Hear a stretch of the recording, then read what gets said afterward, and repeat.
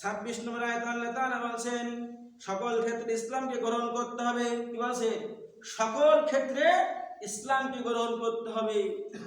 আপনি সকল ক্ষেত্রে মানেন না, মসজিদে আসলে ইসলাম মানে, মসজিদে বাইরে চলে গেলাম আর ইসলাম মানলাম না।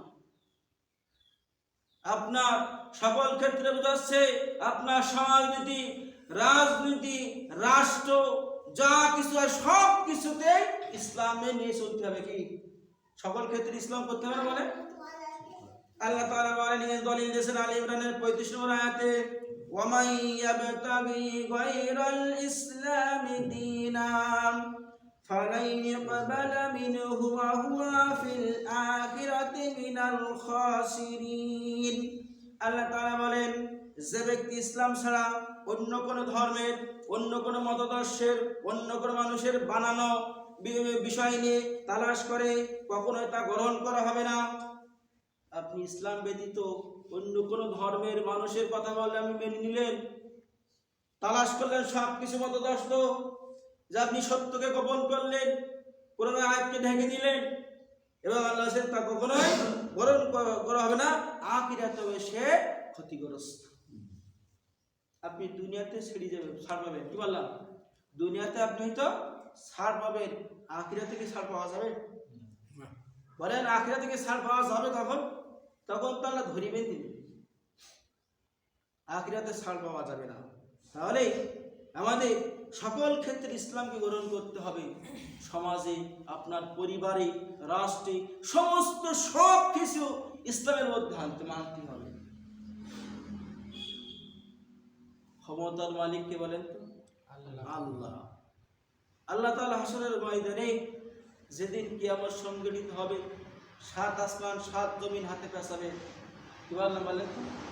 7 জমিন 7 আসমান হাতে আল্লাহ পেছায় বলবে, আজ দুনিয়ার বাদশারা কোথায়, ক্ষমতাশালীরা কোথায়? আজকে এদিকে আয় তারা। আল্লাহ ডাকবে সেদিন কোন যাবেন বলেন? সেই দিনের চিন্তা করতে হবে। এটা আখিরাতে ক্ষতিগ্রস্ত হতে হবে এবং মুমিন ইসলামে প্রবেশ করবে পরিপূর্ণভাবে। যারা মুমিন হবে তারা পরিপূর্ণভাবে ইসলামে প্রবেশ করবে। আপনি কিছু মানলেন না, আর মুমিন বলে দাবি করছে, মনে করেন আমি নামাজ পড়াই, মনে হচ্ছে আমি খুব সুফি সাহেব নাকি, আমার দেখা যাচ্ছে আবার আমার বিধর্মীর সাথে খুব সঙ্গ আছে, যারা ইসলাম মানে না, তাদের সাথে সাপোর্ট দিচ্ছি, তাহলে আমার মেনে লাভ হলো? আমি তো লিবাসদারি শয়তান নাকি? আপনি নামাজ পড়ছেন, 5 ওয়াক্ত দাঁড়িয়ে আছে, সব কিছু করছে, আমার সেই জালেমদের সাথে সম্পর্ক, তাদের কিছু বললে আপনার চলে যায়, তাহলে আপনি এখনো সেই মহব্বত ছাড়তে পারেননি, এখনো আপনার ঈমান পরিপূর্ণ হয়নি। ঈমান পরিপূর্ণ হলে আপনার গায়ে বাধ্য না, আপনি আরো ইসলামকে সাপোর্ট দিতেন বেশি।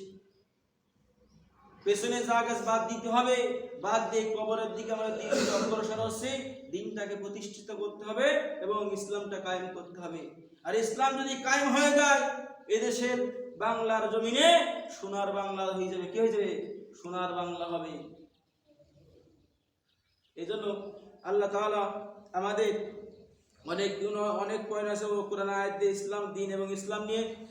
আল্লাহ তাআলা যদি আগামী জুমায় তৌফিক দেয়, বাদ বাকি যে পয়েন্ট আছে কোরআন দিয়ে দলিল দিয়ে, সেখানে কোনো হাদিস আমি টানিনি, প্রত্যেকটা কোরআন আয়াত দিয়ে দলিল নিয়েই শিখে নেই। এই জন্য আল্লাহ তাআলা আমাদের এই যে আয়াতগুলো বললাম, এই আয়াতের উপর আমল